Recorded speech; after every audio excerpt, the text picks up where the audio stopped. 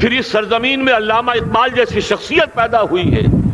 یہ ساری چیزیں جو ہے یہ در حقیقت اشارہ کر رہی ہیں کہ یہ ملک مشیت ایزدی کے کسی طویل سلسلے کی ایک کڑی ہے.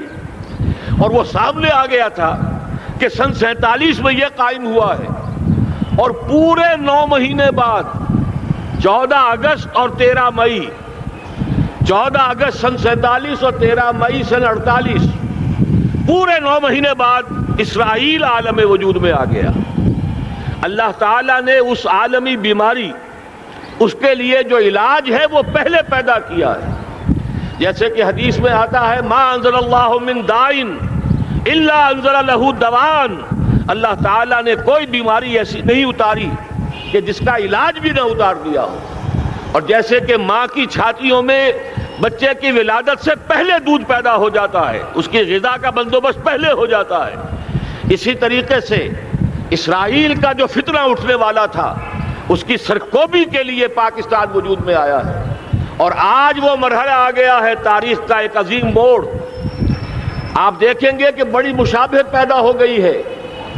ایک طرف بظاہر امریکہ کی مرضی کے خلاف اسرائیلی وزیر اعظم نتن یاہو وہ بڑا ایک غرور کا اور بڑے تکبر کا مظاہرہ کر رہا ہے، اور وہ پورا پیس پروسیس جس پر نہ معلوم کتنا وقت صرف ہوا تھا، کتنی محنتیں ہوئی تھیں، کتنے راؤنڈز آف ٹاکس ہوئے تھے، کبھی واشنگٹن میں ہوئے ہیں، کبھی اوسلو طرز کا کوئی معاہدہ ہوا ہے، کبھی پھر اور اس کے بعد پیشی ہوئی تھی میڈرڈ کے اندر بھی، لیکن وہ سارا پیس پروسیس جو ہے اس کی دھجیاں کر رہا ہے.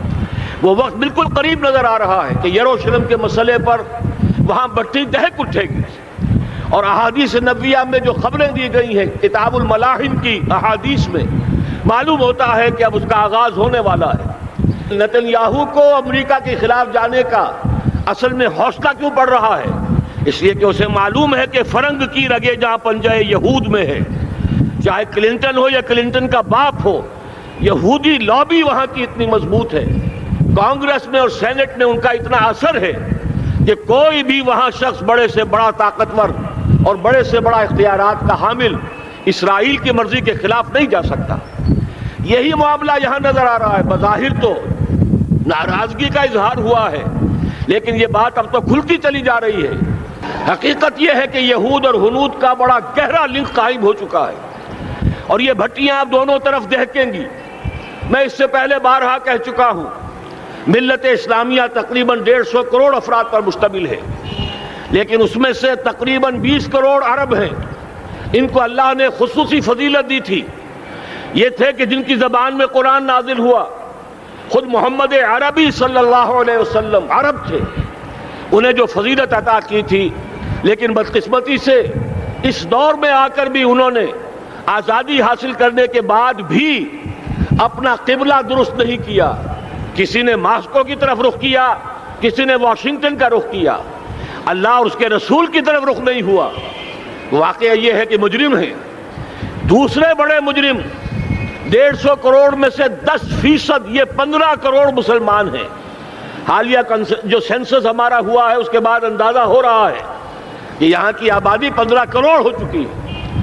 10% امت مسلمہ کا مسلمانان پاکستان ہے، اور یہ اس اعتبار سے کہ اسلام کے نام پر ملک بنا کر نصف صدی گزار چکے، لیکن یہاں پر اسلام کا بول بالا نہیں ہوا، کتاب و سنت کی بالا دستی کر اعلان نہیں ہوا.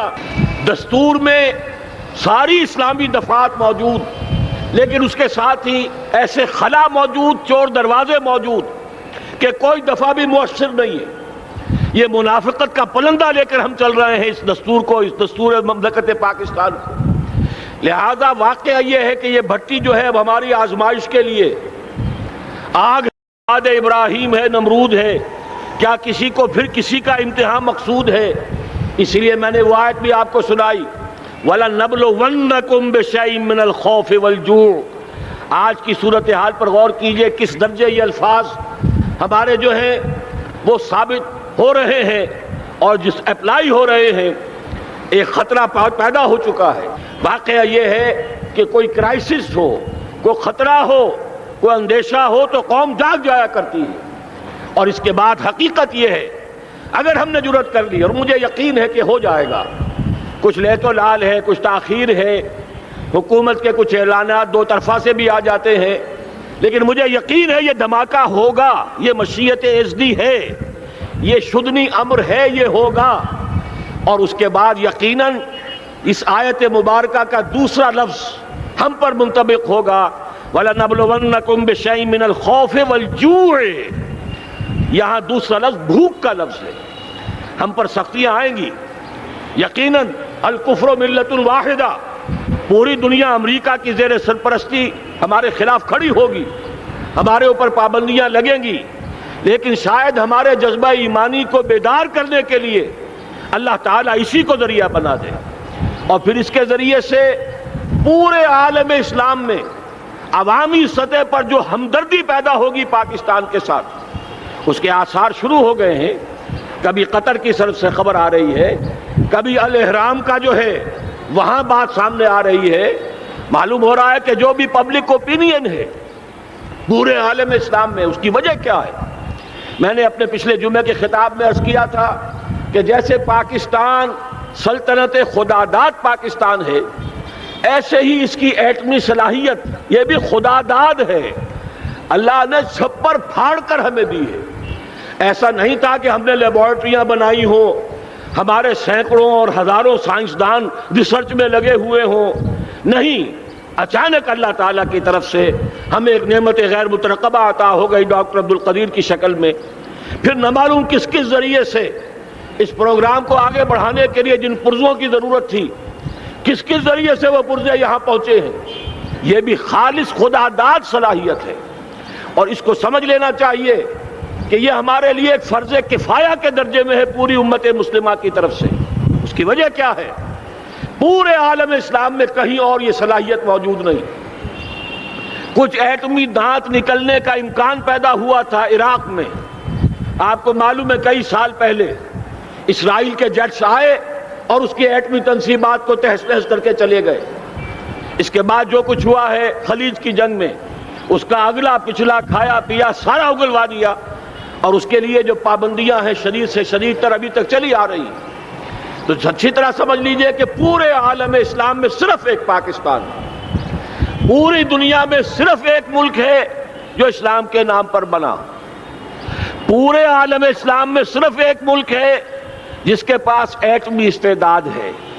ان دونوں چیزوں کو سامنے رکھیے تو پھر مشیت اعزدی میں مختلف چیزیں جو اللہ تعالیٰ کی اس تدبیر کے اندر موجود ہے، اس کی کچھ نہ کچھ کڑیاں جو ہے ملتی نظر آتی ہیں۔ لہذا اگر یہ معاملہ اب ہو جاتا ہے تو یقیناً اگرچہ سختی آئے گی، وَلَنَبْلُوَنَّكُمْ بِشَيْءٍ مِّنَ الْخَوْفِ وَالْجُوعِ، لیکن ایک تو یہ کہ اس قوم کے اندر سے انشاءاللہ جذبہ ایمانی برآمد ہوگا، اس قوم کے اندر سے ایثار اور قربانی کے جذبات برآمد ہوں گے، پورے عالم اسلام کی اخلاقی سپورٹ اسے حاصل ہوگی۔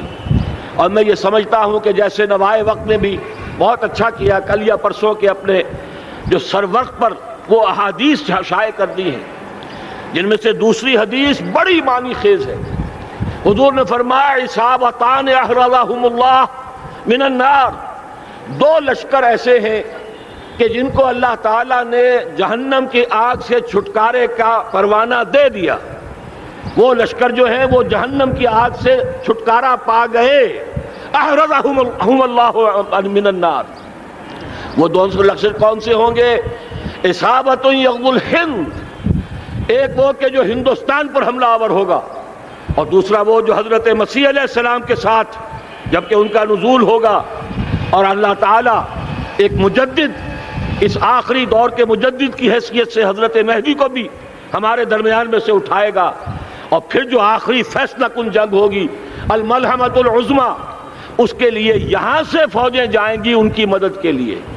اب ان دونوں فوجوں کو ایک حدیث میں جمع کرنے سے اندازہ کر لیجئے کہ اس کا مطلب کیا ہے۔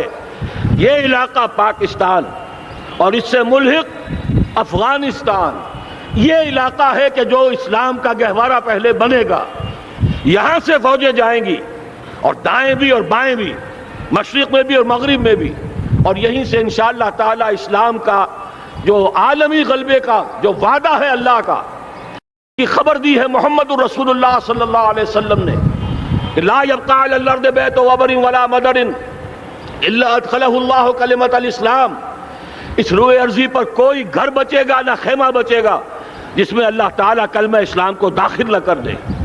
وہ حدیث کے جس کے بارے میں فرمایا گیا، حضور نے ارشاد فرمایا، حضرت ثوبان سے روایت ہے کہ اللہ تعالیٰ نے میرے لیے ساری زمین کو سمیٹ دیا۔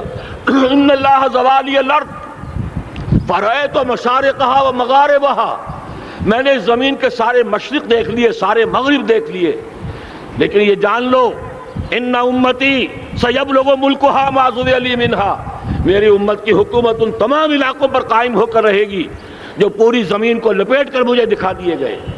یہ وعدہ پورا ہونا ہے، اور اس وعدے کا نقطہ آغاز یہی سرزمین، اور جیسا کہ ہمیں افغانستان میں آثار نظر آ رہے ہیں، ایک خالص دینی مذہبی حکومت قائم ہو چکی ہے۔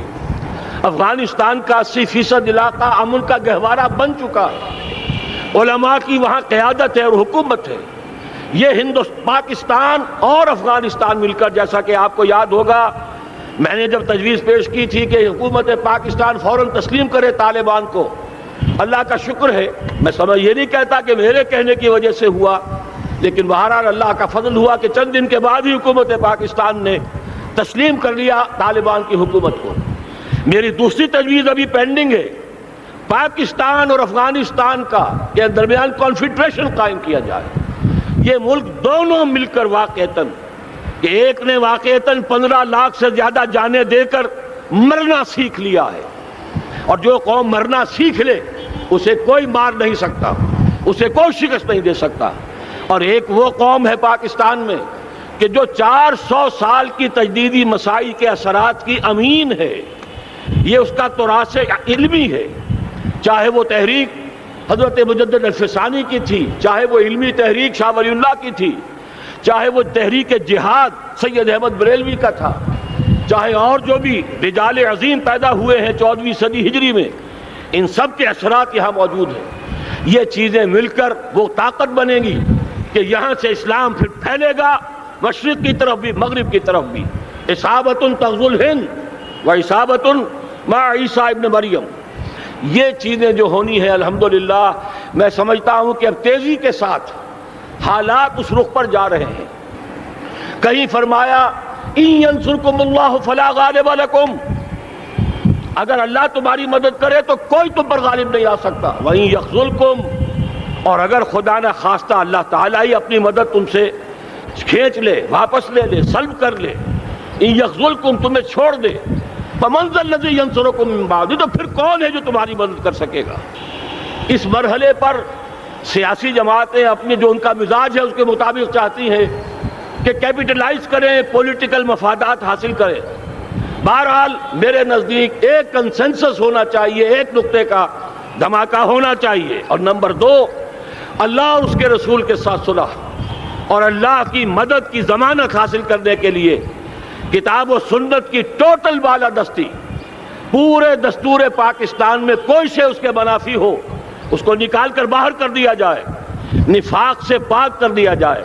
جیسے دعا ہے اللہم ربنا طہر قلوبنا من النفاق، اسی طرح دعا مانگیے کہ اللہ ہمارے ملک کے دستور کو نفاق سے پاک کر دے، اور وہ ساری ترامیم جن کا کہ ہم نے ایک مہم بھی چلائی تھی، وہ ترامیم جس کا تقریباً وعدہ کیا تھا نواز شریف صاحب نے، جس کے لیے 2 مرتبہ ایک محفل میں کہا تھا راجہ ظفر الحق صاحب سے کہ راجہ صاحب پھر تیاری کیجئے اور دستور کی ترمیم کا بل تیار کیجئے، لیکن یہ کہ معلوم ہوتا ہے کوئی بڑا ہاتھ ایسا تھا جس نے روک دیا ہے۔ یہی ہاتھ ہے جو آج ہمیں ایٹمی دھماکہ کرنے سے روک رہا ہے۔ ہمیں چاہیے کہ یہ دونوں دھماکے بیک وقت کریں، اور ان دونوں دھماکوں کے بعد پھر چاہے دنیا کی کوئی طاقت ہماری دشمن بن جائے، ہمارے لیے اللہ تعالیٰ کی مدد و نصرت ہوگی۔ وَلَنَبْلُوَنَّكُمْ بِشَيْءٍ مِّنَ الْخَوْفِ وَالْجُوعِ وَنَقْصٍ مِّنَ الْأَمْوَالِ وَالْأَنفُسِ وَالثَّمَرَاتِ وَبَشِّرِ الصَّابِرِينَ الَّذِينَ إِذَا أَصَابَتْهُم مُّصِيبَةٌ قَالُوا إِنَّا لِلَّهِ وَإِنَّا إِلَيْهِ رَاجِعُونَ۔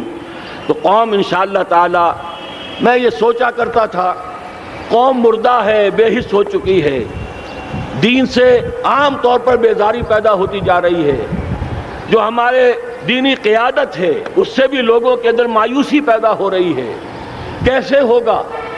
میں نے بارہا کہا جب میں یہ شواہد دیکھتا ہوں جو حدیث میں ہے، جس کی خبریں دی گئی ہیں، 400 سال کی تاریخ دیکھتا ہوں، تو مجھے پاکستان کا مستقبل بہت شاندار نظر آتا ہے۔ یہ تو مشیت ایزدی میں کسی بہت اہم رول کو پلے کرنے کے لیے قائم ہوا ہے۔ جب میں زمینی حالات کو دیکھتا ہوں تو مایوسی ہوتی ہے، لیکن میں یہ سمجھتا ہوں کہ وہ وقت آ گیا ہے کہ جس میں یہ قوم جھنجھوڑی جائے۔ ایک دفعہ کا یہ جھنجھوڑا جانا انشاءاللہ تعالی ہمارے بہت سے دل اندر دور کر دے گا۔ آخر چینی کیا تھے؟ ایک 10 صدی پہلے کے چینی افریقی قوم آج کہاں سے کہاں پہنچ گئی ہے۔ ہمارے اندر بھی چاہے یہ کہ اوپر راکھ ہے، اندر چنگاریاں ہیں، ان چنگاریوں کے بھڑکنے کا وقت آ گیا ہے، اور انشاءاللہ العزیز اسی ایٹمی دھماکے سے اس پورے عمل کا جو ہے آغاز ہو جائے گا، جس سے یہ سرزمین پاکستان اسلام کا گہوارہ بنے، اور پھر یہاں سے پوری دنیا میں اسلام کے غلبے کی جد و جہد کا آغاز کیا جائے۔ بس میں اسی پر اکتفا کر رہا ہوں۔ اللہ تعالیٰ سے دعا کرتا ہوں کہ وہ ہمارے حکمرانوں کو، اگر تو کوئی تاخیر ہو رہی ہے انتظامی امور کی وجہ سے، کوئی بات نہیں، بہرحال معاملہ ایک اچانک ہو گیا ہے، لیکن مجھے توقع ہے کہ انشاءاللہ وہ دھماکہ ہوگا اور جلد ہوگا۔